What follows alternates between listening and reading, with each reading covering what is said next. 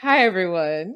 Today we have an extra special guest. We have Dr. Ruthie Lyle. She is an innovation and thought leader who has earned over 220 issued patents, and she is believed to have the most inventions for any Black woman in the world. So just let that sink The in for a world, second. The whole world, like total mundo.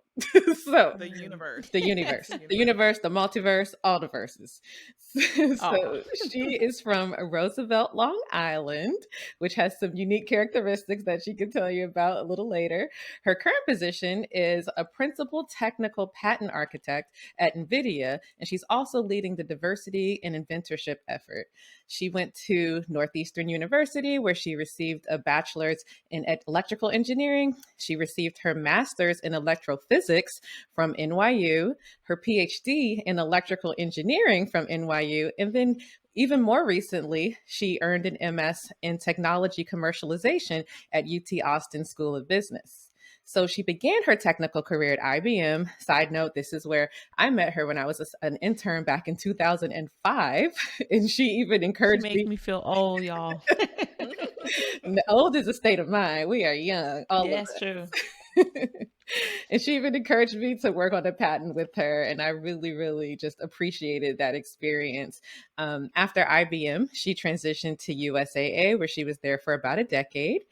Some other fun, notable things is that she passed the patent bar and became a registered U.S. Patent and Trademark Office patent agent with the credentials to prosecute patent applications before the USPTO. She's one of the first African Americans to hold the title of IBM Master Inventor and lead multiple IBM enterprise level patent review boards. If that was not enough, she proposed and created the Pathways to AI program at NYU to expose unserved students to quality AI research experiences. Her current interests include AI for good and augmented intelligence. She is available for any speaking engagement that you need her for because she is certainly an inspiration. So, welcome, Dr. Ruthie Lyle. Thank you. Thank you. It's good to have you We're so here. excited you were able to make it Yes. today. Me too. I'm actually honored and pleased to be able to participate with you guys in this today. Yeah, Thank the honor is all ours. I think when Kyla was suggesting our high profile, big ask names, yours popped up really early for her. Yes. So she is having a full on fangirl Full on. experience, and I'm very excited to learn more about you because I didn't get to meet you way back in 2005. Gosh, time goes quickly. It really does. It really Yeah.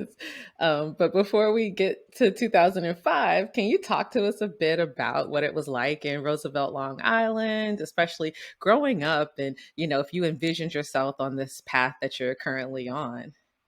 So, Roosevelt, Long Island is a square mile. On Long Island, it's really a hamlet, which means it doesn't have its own representation, legislative representation.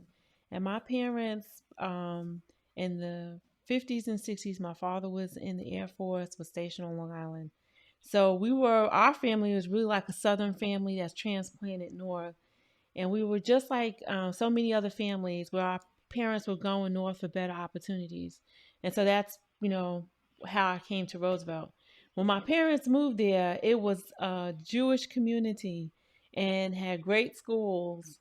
But you know what sometimes can happen when we move in, they move out. White flame. By the time I came along, my parents were putting us in private school. So I can remember being the little one or two black girls in a private school and just what we had to do because the schools weren't that great, but due to some circumstances we had to go to public school. So I ended up at Roosevelt High School, which was although we've had a lot of famous people come out of that school, it was a really underserved community. But our high school had a program another high school in Long Island, which was Clark Trust, which was a prestigious kind of nice area school. We had this pre-engineering program. So one thing I found out how to exist in the underserved community is being a smart class. And then you don't have to worry about fighting in the hallway because you're almost a school within a school and kind of separated. in some sense. And so that's what happened to me. I got put in advanced placement, had a chance to take this test that was to see if there was any kind of aptitude towards engineering, was either electrical, mechanical, or architectural. And I did well in electrical. So that started me on a 3-year route where I had classes that were related to engineering as part of my high school classes. And then we had a really great high school teacher. His name was Hamid Mirandi from Iran, which was unusual. And he came to us on loan from Stony Brook, so Stony Brook University. So I took classes at Stony Brook as a result when I was in high school because of that program. So that's cool. what Roosevelt was like. That's pretty cool. That is really cool. That program available, even though, like, you're more advanced than I am in terms of years. I think it's true. I think back to like me being in school, and like there were still people who didn't know like magnet programs were a thing, or that AP classes were an option, or how that trajectory, like if you don't take certain classes, it makes it really hard for you to be successful in a field like engineering or computer science. Mm-hmm. That's absolutely true. So I think even in this, like this time as a parent, when my son is in 9th grade, he's taking honors physics, algebra-based physics class, and wondering why he's the only black boy. Yeah. Okay. Look, she had 3 years of electrical engineering before college. Like, he's going to be ready. I know. This is something I want the audience to know, that excellence in engineering comes with experience in these classes very early and a strong understanding of the content. Then you have freedom to be visionary, to think about what might be. But if you're struggling just to understand like the basic calculus or the basic things, it's a lot harder. And so I think within the Black community, we don't get on the bandwagon early enough. And I think we see that in other communities, in particular Asian communities, they start their children much earlier. Mm-hmm. And it's just experience. That's all. That's all it is. And some people think too, they'll get into it in college. But then once you get to college, you're trying to figure out the complicated math and the complicated science and how they relate. And at that point, if you have even a hint of a challenge, you start to think, okay, nobody in this room looks like me. Maybe I'm not supposed to be doing this, versus having that solid foundation beginning in high school. Thank God for NSBE. Mm-hmm. One time for NSBE. Oh yeah, I joined as NSBE in 1987. Michelle Washington Lazama. Yeah, I think she was my chapter president. Oh wow, and that is cool. I remember clearly we went to a regional conference, and one of my good friends, Donna, she's from Florida. She didn't bring a coat to Boston. Oh my gosh! And Michelle took her coat off and gave it to her, and I knew. NSBE had something. So at a predominantly white institution, NSBE was like the lifeline. Wow. My friends that I had from undergrad, I still will ping them. We still talk, and it was a community. It was very strong. I love NSBE. I wish the alumni section of NSBE was stronger. Yeah. But yeah. Agreed. Yeah. So for our listeners, NSBE is the National Society of Black Engineers. Mm-hmm. And it is a student-run professional organization for Black engineers. Yes, it's the largest student-run organization. Yeah, and just to tell you, I mean, we have so many of people going to do great things. Michelle Lazama I think she's the director of GEM now. Mm-hmm. She graduate. I'm not sure she's still in that role, but she did that. Stuff now. Yeah. Mm-hmm. And Gary S. May, who's a chancellor, he was like the national president at the time. Wow. So, yeah. A lot of big names. Michelle is now the CEO of NACME. That's right. Yeah, National Action Council for Minorities in Engineering. Mm-hmm. Yeah. So that's what she's doing. So, they keep going up. Yes. Yeah. And she's doing great work. Mm-hmm. Yeah.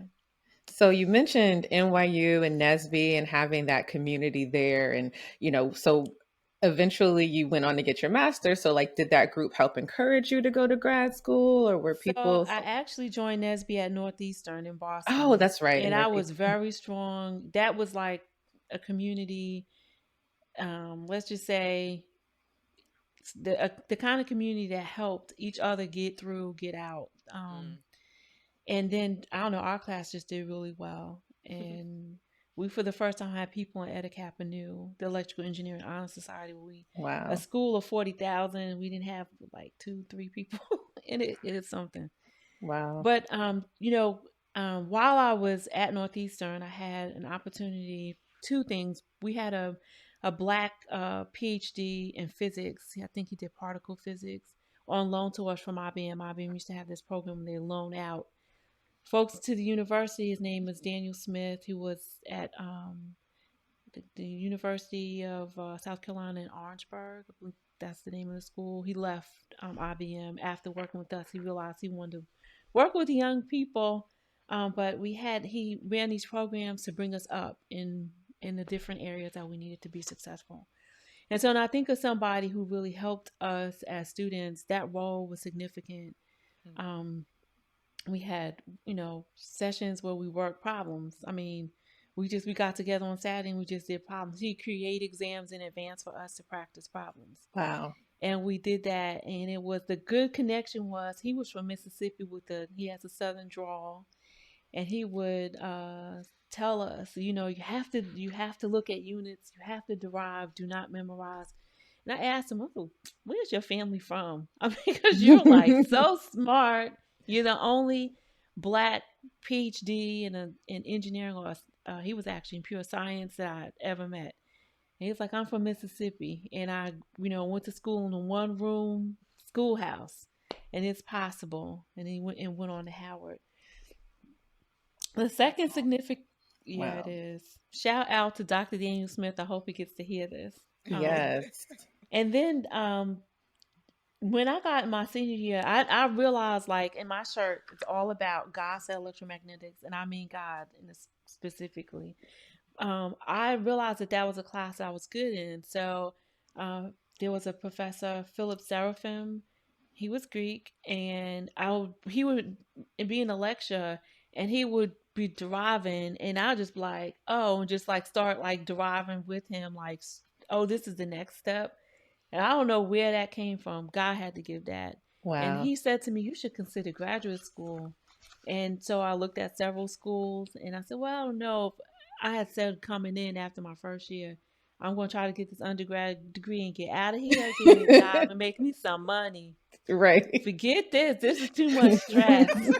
Because it was stressful. There weren't many black women, even at big schools like that. And I ended up doing a research project with Anthony Maddox. I think he's the chancellor now, or he's on the West Coast. So he left Northeastern. And Gilda Barabino, she was faculty. Yes. And I used to see her in the I elevator. Love Gilda. She's so sweet. And she was the chemical. She wasn't even electrical. It was only 2 black faculty in the whole engineering school. So like, can we come over? Can we just hang out with you? And she used to always be encouraging. But Professor Maddox allowed me an opportunity to do a research study for electromagnetics in undergrad. And so it was basically using electromagnetic fields to kill cancer cells. And this was almost like a survey of the literature to understand, how people had used fields in the past, and then kind of write that. And I just remember him always saying, you got to rewrite this. You got to rewrite this. And I was like, why did I do this? But then at the end, I said, oh, wow, I think research might be interesting. And so all this happened at the same time. Was Professor Seraphim was like, you should go to graduate school. And I applied. Tandon School of Engineering at NYU was once called Polytechnic University. And so he recommended that school because it had a lot of famous people in electromagnetics, that did waveguide, all this big stuff, especially during wartime. And so I applied to Georgia Tech, Polytechnic University, and Stony Brook, because, Stony Brook was at home. And I applied for a master's program. I never applied, really. I wasn't thinking about the PhD. I said, oh, I'll get my master's and come out. And I didn't go through GEM. Like a lot of people went through GEM and got to get funding. That wasn't my route. And so when I applied, Poly was the one school that reached back and said, hey, have you considered doing a PhD? Wow. and we had funding. Mm. And so they flew me, which was a big deal Oh, as a snap. student, from Boston Yeah. back to New York. Yeah. Hmm. And I got to meet my advisor, Spencer Quell, his advisor, Bernie Cho, and meet the people in the department. And they said, like, if you're willing to put the effort, we have funding. So I got the Air Force Office of Scientific Research money to go to school that came with the stipend. And so I'm like, Mm. okay. And so then So Stony you Brook got came. paid. Yeah, she Yeah, I got got a paid. stipend a little bit. Yeah, it for a student, it felt like a lot because it was Yeah. like back then it was over $1,000 a month, so that was more than if I worked. Minimum wage was like $3 and Hmm. something back then, so that was a Yeah. long time back. So it was good money, and the only trade off is I had to live at home because the Long Island campus didn't have dorms, but it wasn't bad. My mom cooked breakfast every day, you know. Aw. Oh. Yeah, she did. And if I didn't do things like my hair, she got worried. Are you okay? Are you okay? Oh. She had never seen me in like the stressed Oh my goodness. studying setting. So, I had to act normal. My family's like, she's not doing her hair. And I could not do what my Asian colleagues could do, which is wear the same thing every day to the Right. lab. They'd be Because like, you better, people gonna yeah, notice. yeah. Mom was like, you better put something Mom's gonna on. notice. Right. Yeah. Mom's gonna notice. Thank Like, God now for my look. mom. My mom and my dad. They were really I mean, you supportive had that parents. built-in community already at home to be like, okay, we're gonna Yeah. check in on you and make sure you are doing well. Yes. Yes. Yes. That's Man, But beautiful. so yes. going to go, making this. So yeah. So I was telling you, NYU offered the money, and so I wrote Stony Brook, wrote Georgia Tech, and was like, I'm going to go with Pilot. Georgia Tech was like, well, that's fine because we don't have any money, right? You can pay your own way. Oh, So no, I can't. yeah, so Yeah. I think Georgia Tech had something going on with feeling like they had the most black engineers of any engineering school, so they didn't have to worry about everybody. I think you are Um, correct. yeah. That's right. Stony Brook came back and offered me the provost scholarship, but it was for the Wow. master's. So I thought about it and I said, well, here are these two guys who, based on what I submitted, is willing to offer me to do the PhD. So I did it. Good and bad. The good part was, hey, I have funding. The bad part was I didn't investigate what the research would be in beyond just general electromagnetics. And Hmm. so it was funded by the Air Force. So I ended up doing work looking at wave propagation in the ionosphere because that's something of interest Hmm. to the Air Force, which was good. I got to spend summers at Hanscom Air Force Base doing research there. One of I guess he was a deputy director, was on my thesis committee, and so all those things were good. But when I didn't think about the full road, it's like once you start graduate school, and I would say to anybody, and it's different now, pick an area that when you get ready to go out into a company, you're an established leader. Like I went to IBM, they don't care about ionospheric physics. They Yeah. see it as a research skill, and you will transfer the skill to something that we do, which my first role there was an electromagnetic compatibility. But imagine the power if I took my thesis and took it into a company. And Mm-hmm. like there are companies that do it today, like where you can actually have that real tight coupling, so you're not like it's not separate. And I would advise people to do that. Yeah. Yeah. I think there's two edges to that too, because like you said, the PhD is definitely a license to say, I know how to do research, I know how to read, I know how to solve a problem, but it Mm-hmm. definitely is more lucrative and probably a more fulfilling use of your time if you go directly into a company or a setting where you can use that Immediately. research Yeah. immediately.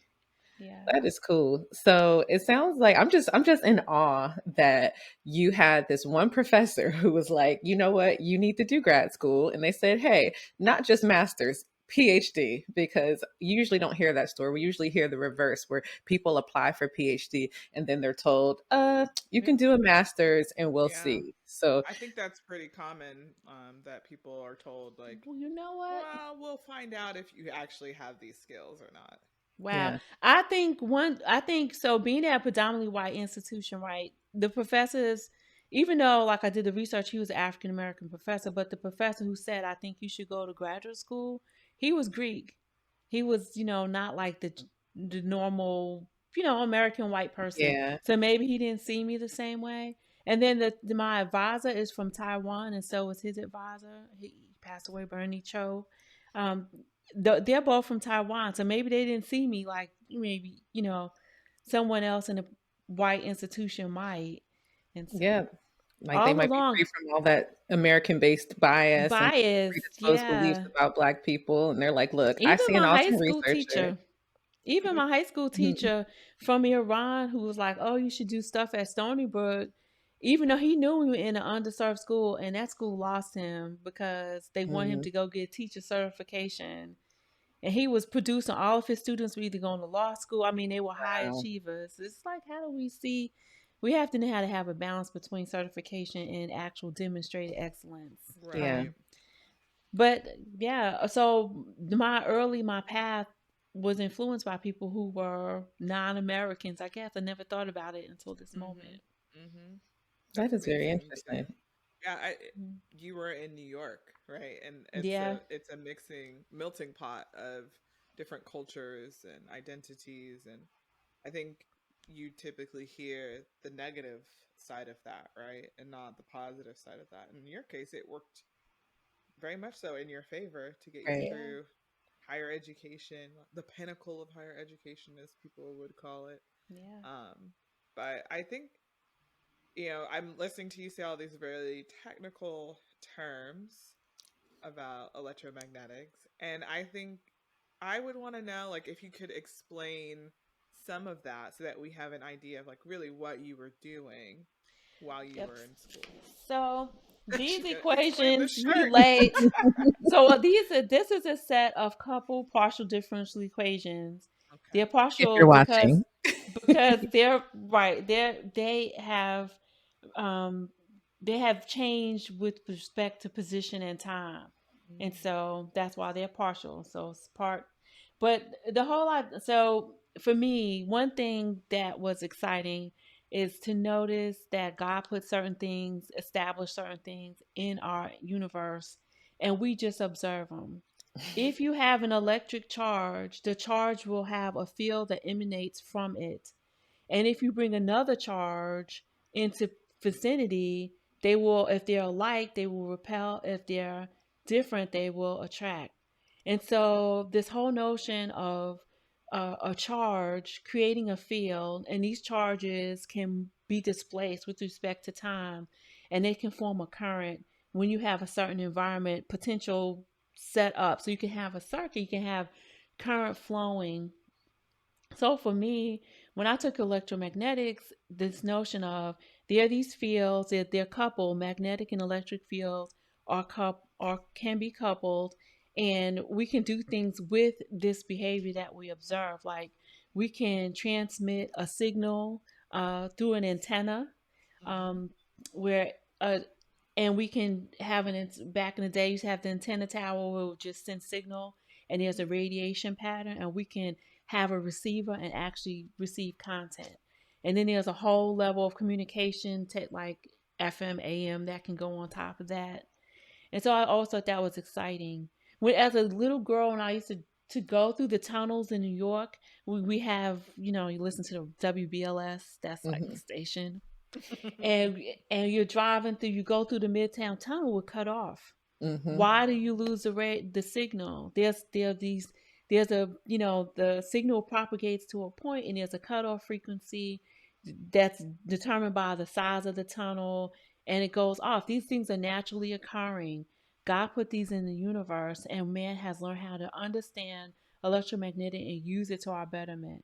So I don't know if I went too far, No, but that was great. that's I that's loved a it. beauty. That That's was beauty. perfect. I mean, It's and a you made it beautiful thing. relatable, right? Like Yeah. Yes. people probably have gone through that tunnel 1,000 times or more and never thought, like, well, why is that?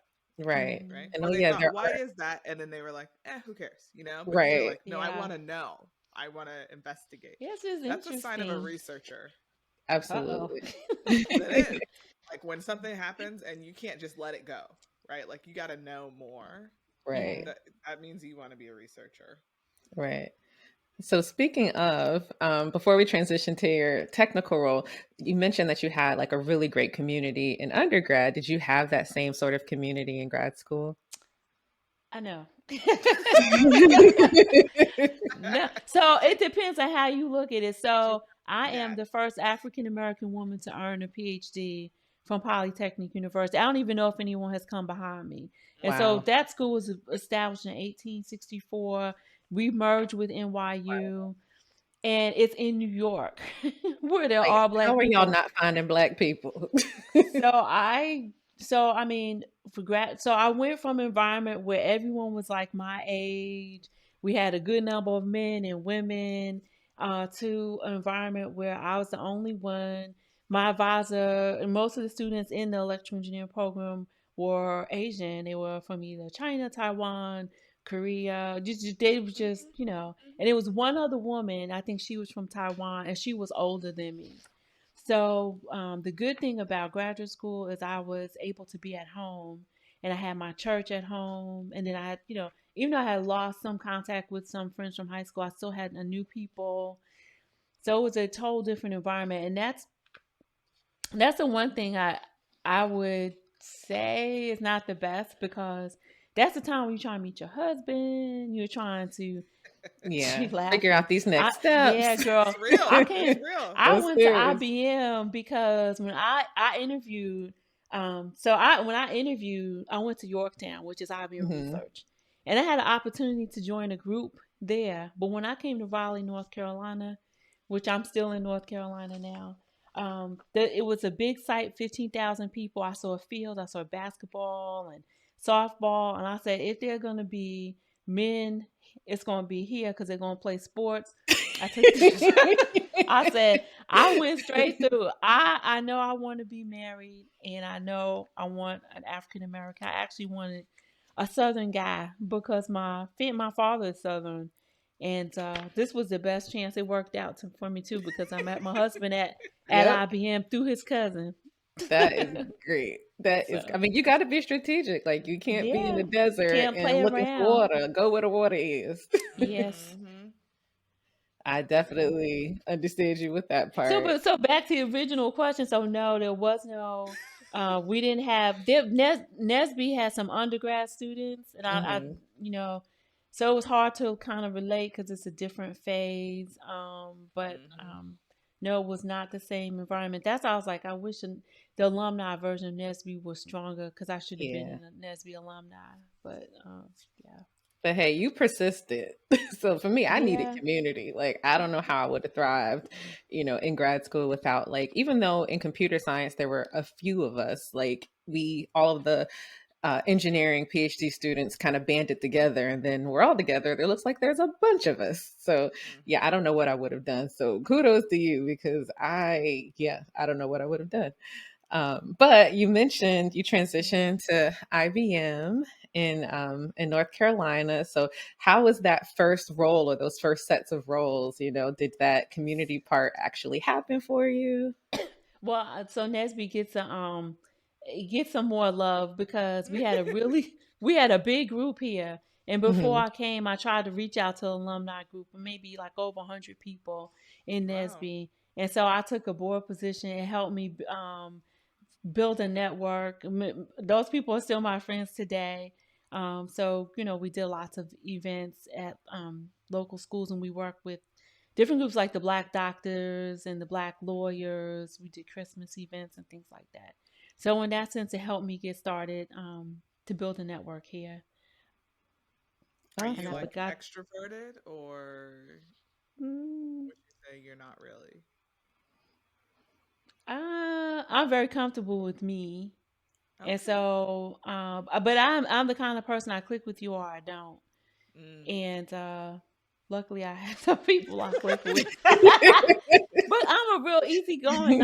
I'm a very relaxed kind of person. My husband would say so. Very organized. But yeah, I was fortunate to have some people with whom I'm still really good friends. Some of them are like godparents to my son. After Oh. Oh, all these years, they were in my wedding. and things like that came through NSBE. So yeah, I moved here, joined NSBE, and but in terms of the job, I think you might was going to ask more about the job. Yeah, like because there's definitely what you were hired to do and then what you So let ended me up just doing. say, I said earlier, like it's so good if you go to graduate school and you take a role directly in your space. Mm-hmm. One, because you come in at a certain level in the company and you're not like struggling to go up every little ring like everybody else. Right. And so it may depend greatly on the company that you're in as well. But for me, like I was, a first in my family, really my immediate family, to do the corporate route. My mother's an educator. My father never went to college, and for the most part, you're either a teacher or a preacher, right, or something like that. So no one could tell me like, what is a performance review? How do you pick a manager? What do you look for in a manager? And when to leave? Because there's a time to leave. Yes, there is. And you can't be afraid to leave. So some companies make you so intense in their culture that you never think about leaving. And that's not good. I think you should come into a company with I'm bringing this and you're bringing this. If you don't give me the right set of experiences, then I enjoyed my time here. Yeah, I'm out. That's it. Because your life, your journey, it may not be with one company. And I may Right. have been that baby who was on the edge where it's like people want to do 30 years somewhere. That's not necessarily the case for me. I want to spend time where I'm growing Right. and I'm getting paid. And that's it. And And it's then when mutually beneficial. it's mutually beneficial. And when it's time to roll, it's time to go. And it's not bad. I had to Right. learn that. In fact, I learned that from my husband because he's like, you need to do something besides IBM. You only because there's so much. And I'm like, oh no, I'm going to be a fellow, IBM fellow. I'm going to be a distinguished engineer. And you know what? After talking to IBM fellows and distinguished engineers late in my career, it is not all it's cracked up to be. So don't, like look around and all the time new companies like my wonderful company Nvidia. I wouldn't have never you couldn't have I couldn't imagine this role. So Wow. So you began your foray into the patent arena while you were at IBM. So I'm curious, where did this inspiration come from? Like, were you encouraged to patent in your role? How did you get to be the most patentingest patent person? Patentingest. well, That is a word. so when I finished school, I wasn't sure if I was going to do academia or industry. Mm-hmm. And I was tired and I yeah. have never met anybody. That who is a wasn't more tired. complete sentence. That is the Yeah, best I was sentence I've like, ever heard. I didn't want to do academia industry, I and got, I was tired. and Period. Hard stop. I had a little bit of change, but that's what it was. Like now, it's a little bit, coming in through the research, but I wasn't sure exactly. So I went to and at the National Science Foundation had a early career program at University of Wisconsin where they were trying to get people to go into academia. So I applied. I was the only black person there again. But I Wow. met a white woman, Jennifer, and she was at Motorola. She was actually in industry that went back to do her PhD. And she ended up coming to IBM. When she came to IBM, she was like, Ruthie, we should do a patent. I was like, what's that about? And she was like, oh, come on. This is actually my first issue patent, 2001. And it was on, she said, you know a lot about electromagnetics. Can you help me draw paper? She was working in a group that was these big rooms of paper. And if you draw the paper really well between ink drops, the resolution was better. And so she said, can you design something? You don't have to build it. We had some full wave tools, and I just designed this cavity. And that was my first patent. And after that, I started, was interested in what's his name? God, I forgot his name. This is bad, but a black colleague, Jamel Lynch. Mm-hmm. Jamel said to me, Ruthie, black people should be doing patents. and we got a little group together, and that group we started working. But what I found was like the group was working so slow, like they wouldn't do. It would take forever to do stuff, and I got an invitation to sit from an older white gentleman at IBM. Said, "Hey, you should sit on the hardware review board." And I was like, "Well, I don't know if I'm really qualified." See, this is mindset, right? I was like, "I don't. My PhD is not in hardware." So no, you don't. He's like, "We see you here all the time. You're always here. You should join the board and learn how we review." Because it used to be like you present to the board, you come out, they close doors, they have discussion. And so that was my first step in really getting experience on how things evaluated. How does legal work at IBM? How do we work with outside counsel? And then I, later went on to actually run boards. I became board chair of several boards along the way. But I don't even remember that guy's name. He was like, "Hey, you're always presenting. You're always here. Why don't you join the board?" And then when I got married, my husband was like, "You should just work on your own. Just try it on your own." And I did. And I think that year I made like 15 plateaus at IBM.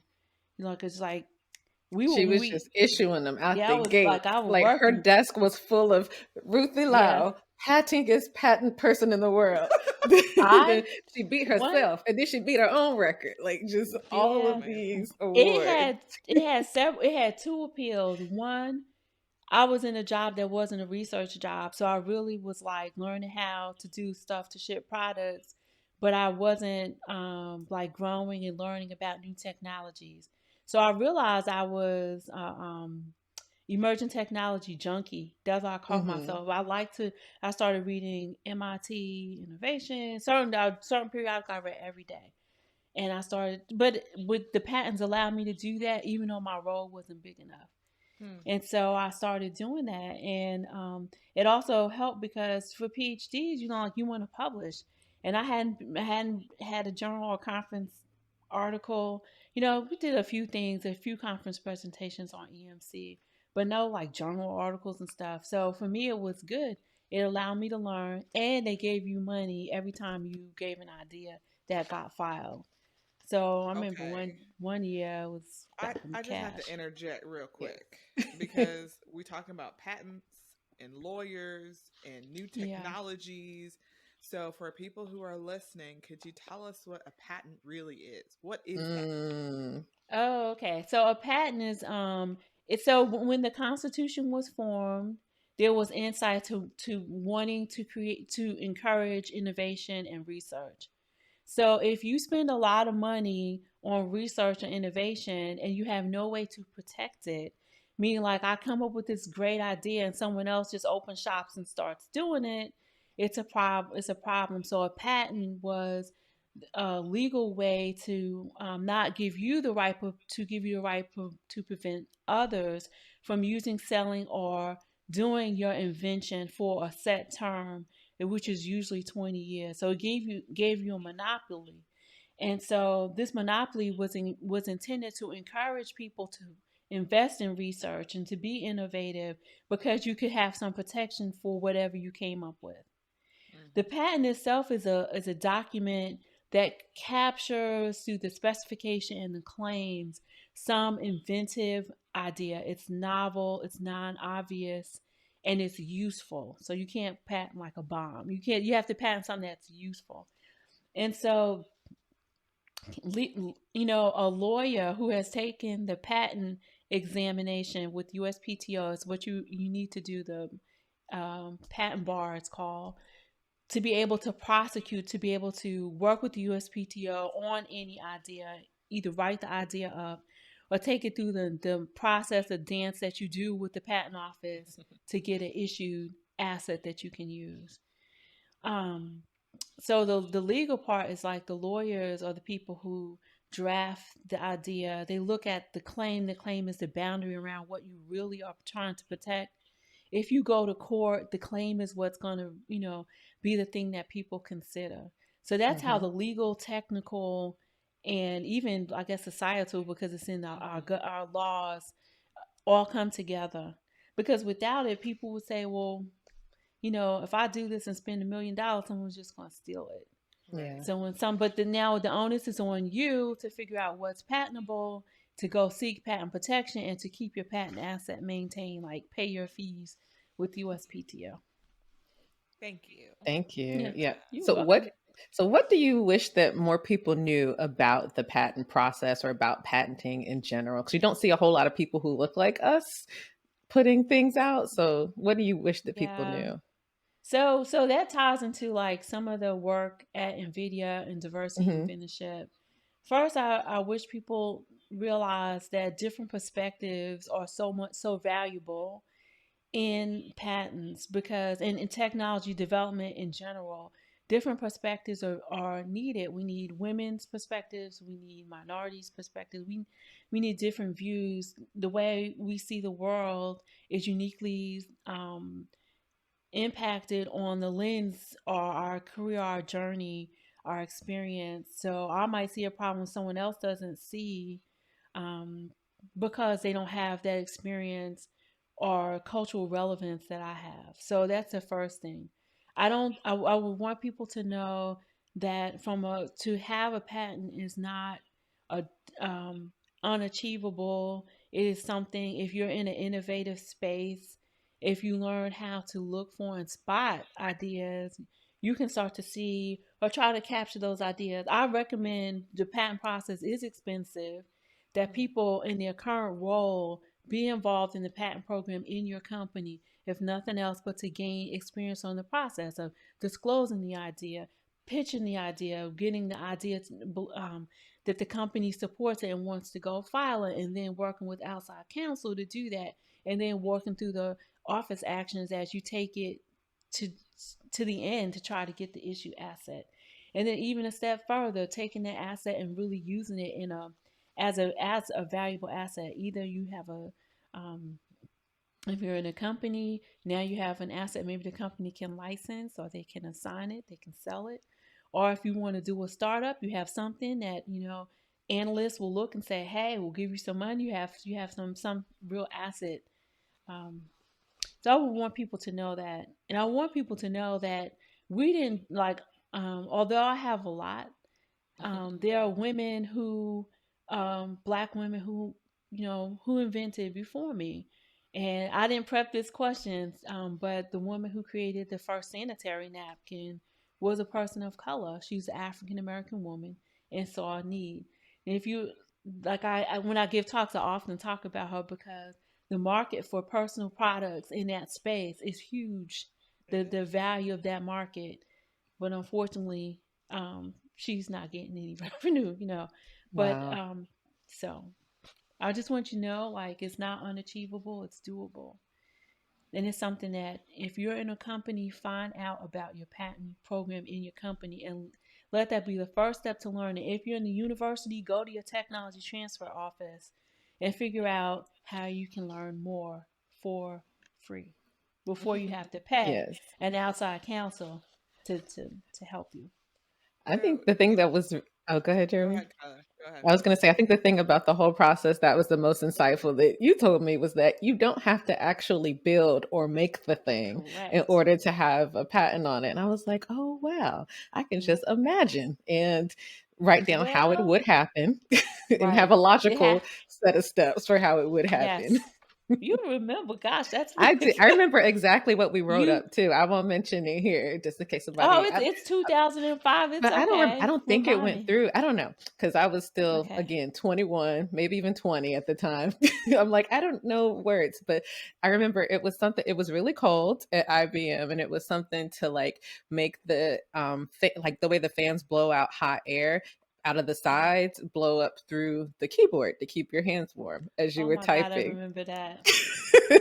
Yeah, because the device has so many slots. And Yes. actually, we need to cool the system. So why can't we just redirect the heat? Yep. Yeah, I actually kind of remember that. Yeah, I but don't know again, if it the went summer through is or like what, not. 8 weeks, 10 weeks for us, and Yeah. I don't think I understood the gravity of the situation of like how like the process and all of that. But I definitely Yeah. remember it. Yeah.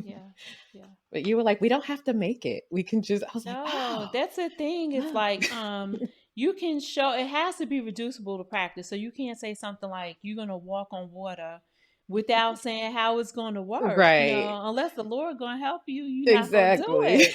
it. So, so you need to be able to just implement with the current technology that's out. So Right. even though you have something that's novel, it could be pieces of things put together in a non obvious way. Yeah. Mm-hmm.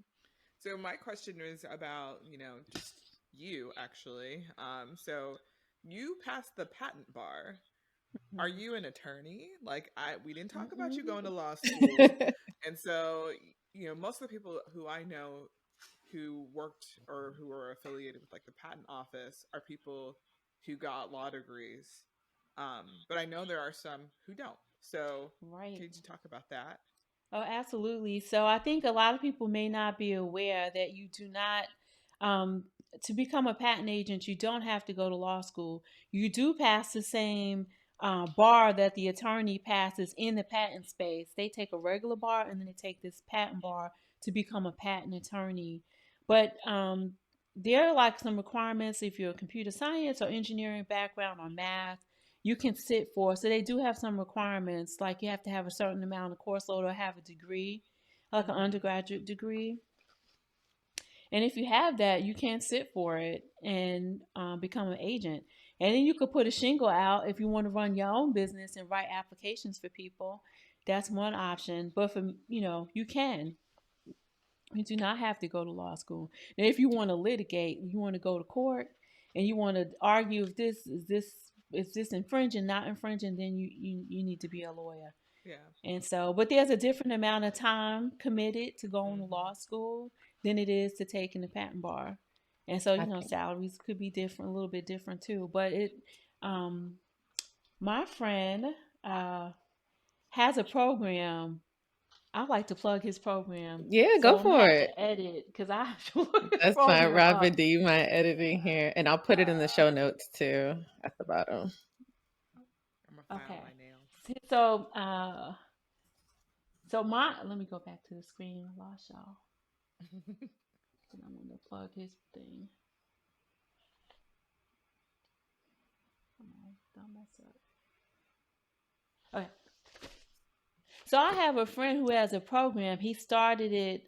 His name is Braxton Davis. He is a IP attorney at Meta, and it's called the P. Sorry, I can't. I don't even know the program. I have to find the name of the program. We'll find the name Um, of the program. okay, but or the pro. but go. Do you want us to find it now so we can just have it in Let there? me see.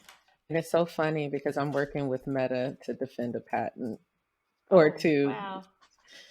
Yeah, Let me see. that's, Where did I put it? I gotta find it. let's see.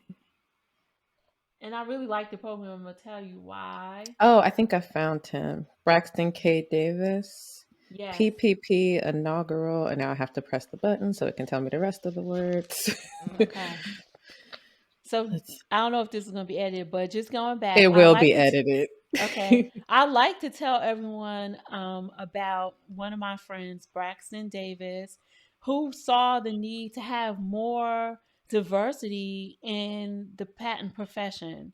So he established a program where you apply to the program. I think you have to have engineering undergrad, and you get to take classes. He's assembled a group of IP attorneys because this really came up because I said to him, I really don't know any attorneys that look like me.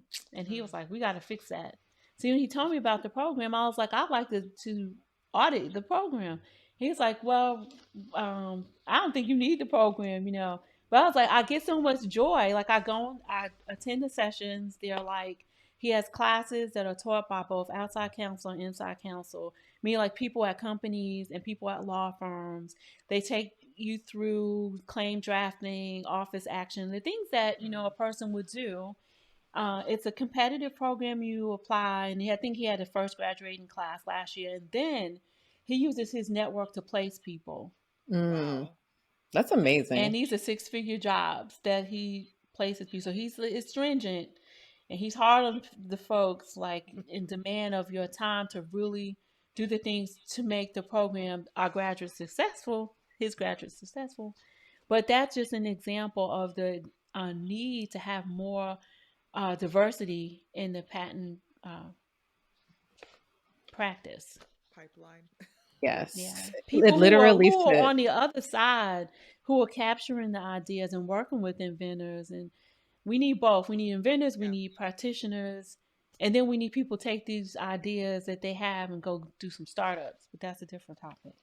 and we Mm-hmm. will link to that. If you're listening, you can look at our website. It's the National Council on Patent Practicum. And literally on the first page, it says diversity in patent law. The pipeline is broken. So the fact that you said pipeline, Jeremy, is It's on Wow, look target. at completely, that. it's right on. Yep. Yeah.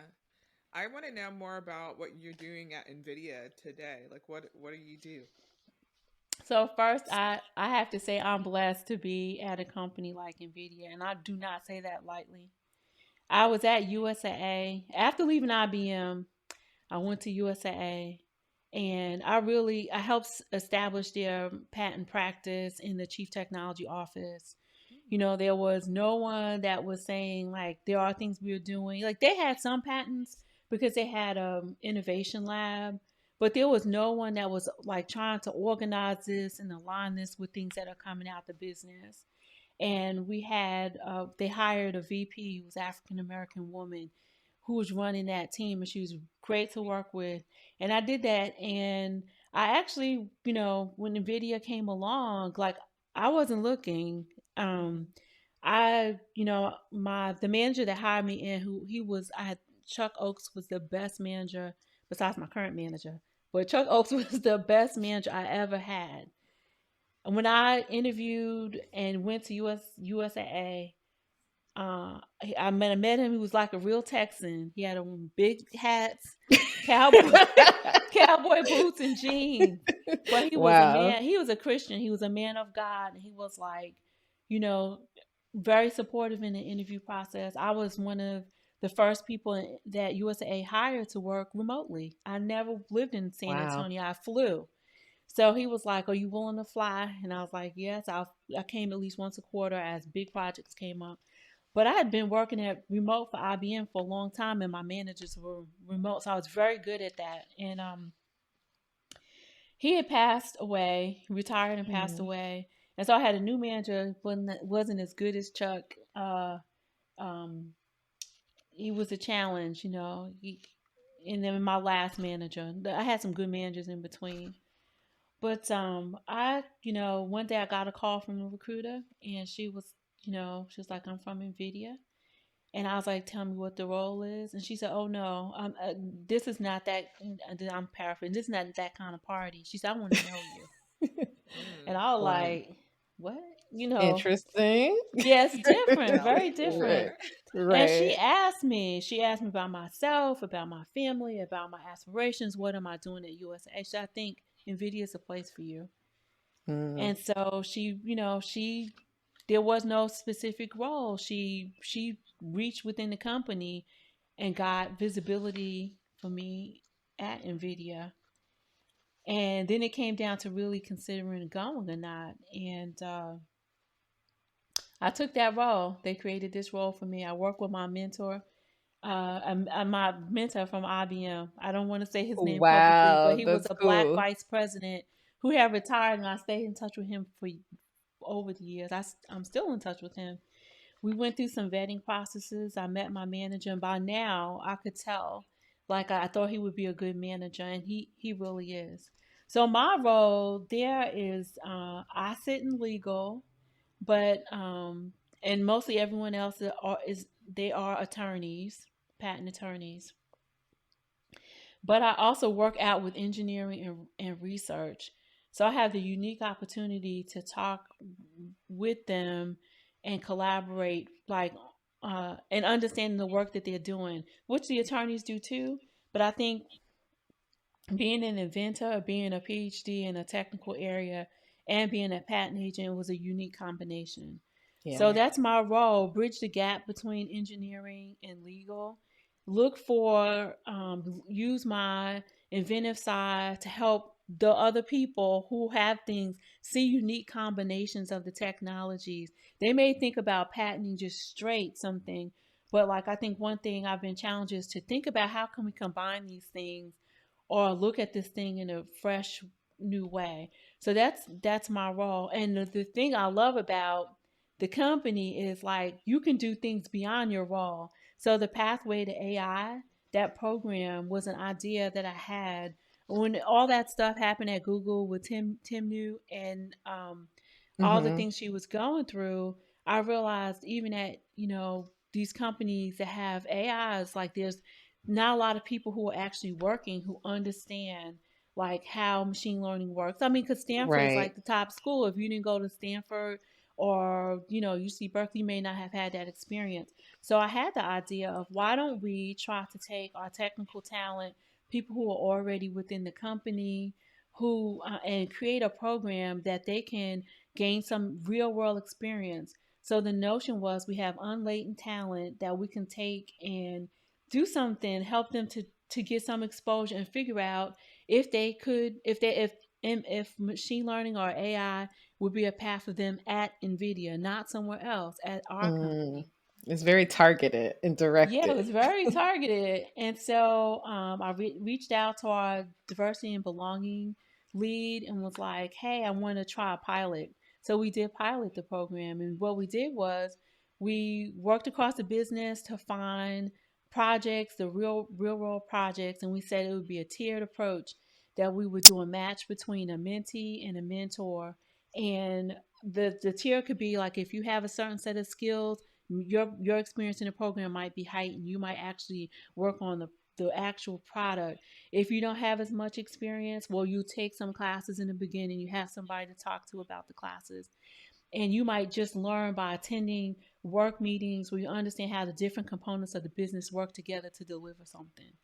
And so we actually had a class of 8, and we graduated that class, and we had some good experience. We focused the first wave was focused on women, and so like I don't know of another company where I could reach out to the lead of diversity and inclusion and belonging. They say, okay, let's try it, and have the support of my manager to do it. Uh, That yeah. is amazing. Like, I don't know of a company either where they would take such an immediate and targeted action, because a lot of times people want to see the immediate value of something, but it's like, no, we're going to invest in these people and hope that they come back to us. And even if they don't, we have put people out into the world who have this experience so they can Yeah. make the AI experience better. Yeah. So it's just been for me a place like so my background we've already talked about is electromagnetics, and when I was at USA I became interested in augmented intelligence, like the use of pairing AI solutions with humans to make the best output. And so like I learned that these people that I work with, I feel so blessed because they are like cutting edge. They're doing like I get to meet people who are doing things that are announced on the news.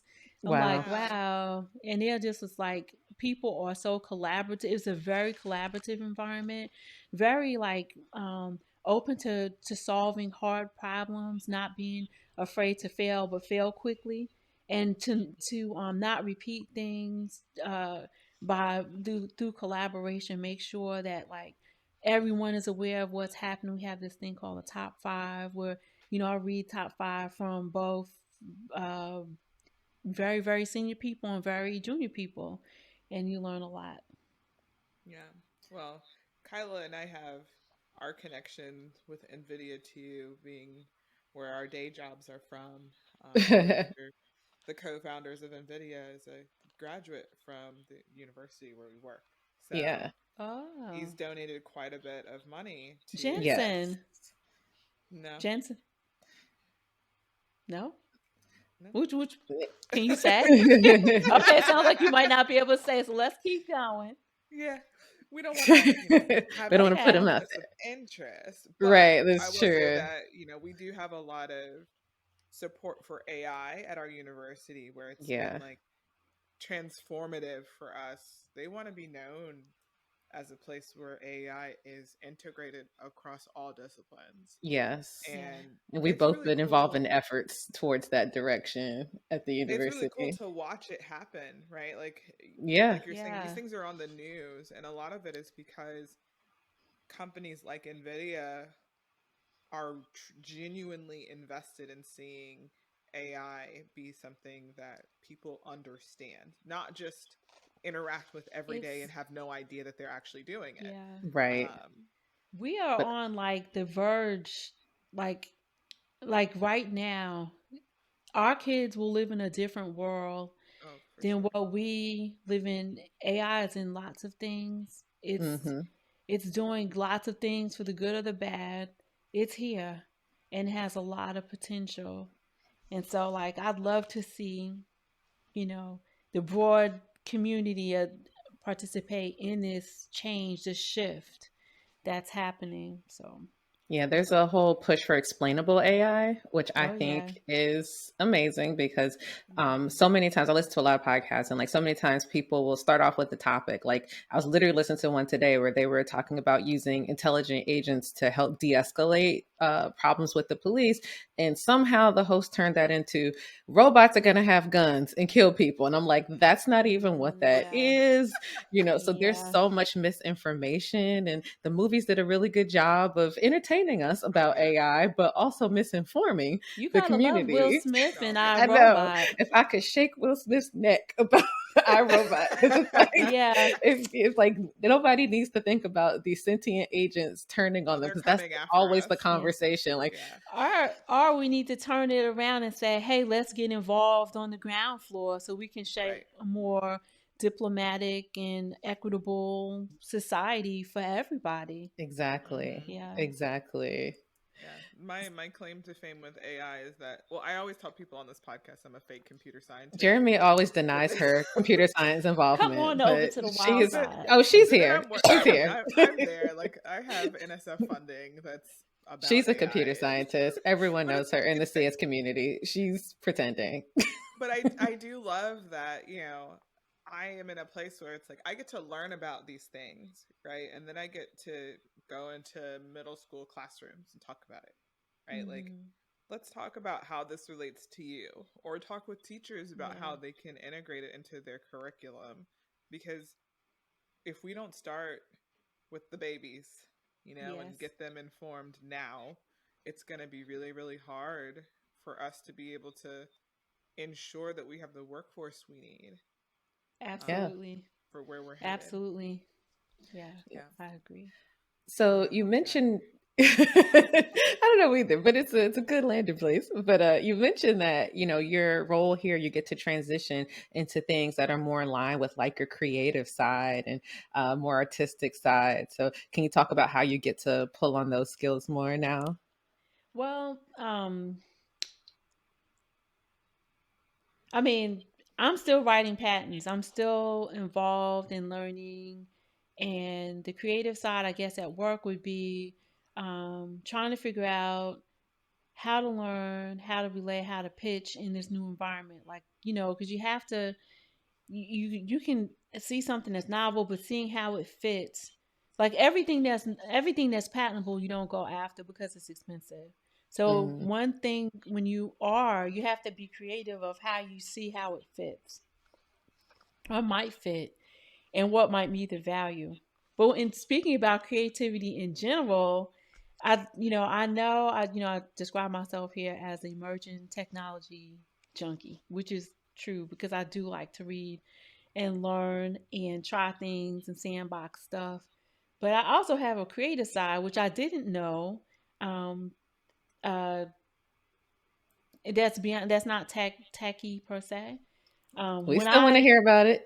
Okay, Yeah. when I left IBM, it was almost like a cleansing your soul, and Mm, it reminded me of times when I was like a little girl. My parents, I mentioned, came from the south to the north, but most kids who have that experience would go spend summers with their grandparents.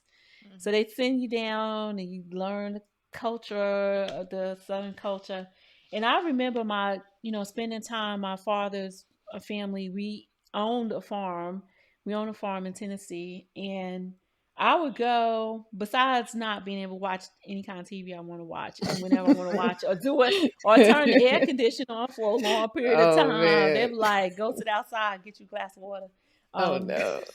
I saw my grandmother to make ends meet. She would take in clothes from a local white families, and she would wash those clothes, hang them on the line, and press them, and then put it all nice in a basket, and they come pick it up. And that always impressed me because I was like, like I always felt like, oh gosh, she's still doing clothes. You know, we own the land. Why is she still doing it? So combined with my mother's mother who made soap. She made soap. Um, when I was making the transition to USAA, giving up the dream of being an IBM fellow, distinguished engineer, and realizing that I'm going to go work in a company, which I have been at IBM almost 14 years. So it was hard to, out of school, it's hard to make the transition to a new company. What if I don't know anybody? It's like going to school the first day. I won't have any friends. So I won't have my mentors, but my one mentor who I mentioned, he stayed, so I'll be with you. I'll stay with you. Okay. But so I started a soap business, and it took like during that time I learned how cold processed soap is made with lye and oil, and then I got really good, and I started selling my soap at a store here in Durham, North Carolina. And, it was doing well, selling it online. My girlfriend helped make my website, and I could do e-commerce online. Nice. And the margins were very small, but the reward in this process was learning the customer and learning, like, I was in school, like technology commercialization, because I had been thinking I'm creating all these patents. Is there anything I should probably maybe take to market? And if I do, how do I do it? So I learned a lot about customers in the process. So post COVID, stopped selling in the shop. I just sell here and there. But the one thing I would like to do with that is to make that into a nonprofit that supports women in need. So I'd like to somehow take my soap business and turn it into a 503c.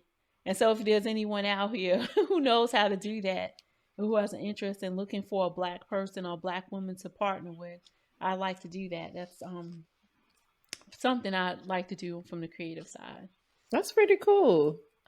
That is cool. Do you want to shout out the website or the name of your soap company so folks can find It was it? called Innovative Organics, and my website might be defunct, but it was innovativeorganics.us. Okay. The other thing is, I want to thank you guys for the T-shirt that you sent me. I didn't have it on for the podcast. I opened it right before. Oh, no worries. It's for you to have. Thank you. I will show it on camera. I don't have it right here. Should we break and I show it? Okay. Can you show it? Okay. They've seen our shirt. They've seen it, and I have it on this blanket. I can hold it up. That's so funny. Oh yes. So, like you guys, I have been creating these graphics that kind of breathe life into the reality of Black women in patents. And I'm waiting to kind of like spin that. I have my graphics, I have my the words, the messaging, and so I hope to release my shirt, and for that shirt to support the nonprofit. Oh, that's awesome. To give it away, to get it up with some kind of funds. So yeah, we can chat offline because we have a whole store and we've done lots of I'd love that. merch and products. So we can also chat about that offline. Oh, I love that. What a blessing. Queen. Yes. I like bag a lot. So. Oh, this is so great. This is really good. I don't know how Kyla was able to convince you to come talk to us because I know you're expensive and thinking about all the things that you do. And we're so grateful. We're so grateful. Well, one thing is like, Charles Barkley may not think so, but you do have a responsibility when you reach a certain level to be still very personable and to be inspiring. No one gets where they are alone. That's right. I believe God sends people, and I do mean the God of the Bible, so I'm going to shout out the saints. Shondo. God, all right. He brings people in your path. And so, like, every time, I get offers, and sometimes I say no. Kyla was so patient. She was like, "Don't you remember me from IBM? And don't you remember?" And I was like, I feel I actually when I reflected on it on my run, I I'm like, Lord, thank you for not letting me just get to the point where it's like, oh, I'm not gonna do this, I'm not gonna do that. Like, yeah, let me keep it down here and keep it on the knees and saying, Lord, thank you. Bring the next person behind me. And like you mentioned, like I'm a little bit more mature than you all, and I am thinking about legacy. I won't be here always, and I want to be remembered to be like trying to inspire and encourage the next generation, because the talent God is giving it to the people. We need it. We have so many problems that we need good solutions for. We need people who are able. And so, to Absolutely. That's a me, word right thank there. you. That's a whole word. That's a whole Uh-oh. word. I don't even want to say nothing afterwards because that's a word, period, hard stop. So, thank you. We really appreciate you sharing your story, all of it with us. I know there's Yes. much more that you could have shared, but I do think, you've done what God has called you to do. Being here, sharing where you've been, how you can navigate, different structures and things like that. That's what we exist here for too. So, um, I want to give you an opportunity to tell our listeners where to find you on the internet, if you're on the internet actively, posting Um, anything, sharing anything. Yeah. well, Any I'm on programs? LinkedIn is like that's my go-to. I guess I should be doing more. I don't think Twitter's the place to be right now, Oh my but I should. goodness. I think it's Mastodon now, but we're not Yeah, there yet. I, But we'll but put your LinkedIn on the episode I'm link. definitely on LinkedIn, and um, I guess I'm old school. Like if you reach out to me on LinkedIn or connect or something to email me, I'll definitely reply. Okay. Cool. Are there any programs that you want people to know about or anything upcoming you want people to participate in? Um, I don't have anything pending that I'm actually organizing myself. Um, I would encourage people to check out the patent practitioner program that we mentioned earlier. Mm-hmm. Um, yeah, not much. Awesome. Sorry. No, that's fine. That's completely fine. I just want to make sure we didn't leave anything out. But yeah, like Jeremy said, we are so grateful and thankful to have you here today on a Friday. So this is it's definitely been awesome. Like I've known a lot about your story, but even getting to hear more about like the path of how you got different places and the thought process and how all of this was orchestrated by like God putting people in Oh your yes. path to direct you in different ways. Like I don't know about anybody else, but I was inspired. So yeah, All this right. is good. This is a good So, like cap to the end of the week. And hopefully our paths will cross again so we can keep in touch. well, if it's one, I'd like to close with just one last thing. Yeah. You have to work really hard, so that's a given. But don't work till you're out of breath. Mm. Always chase your dreams. Go after them. Don't be scared to make the change. Change a lane. It's all right. And as you run along, reach back and pull somebody with you, or realize it's a relay and you're going to pass the baton. So, thanks, y'all. Yay. Thank you.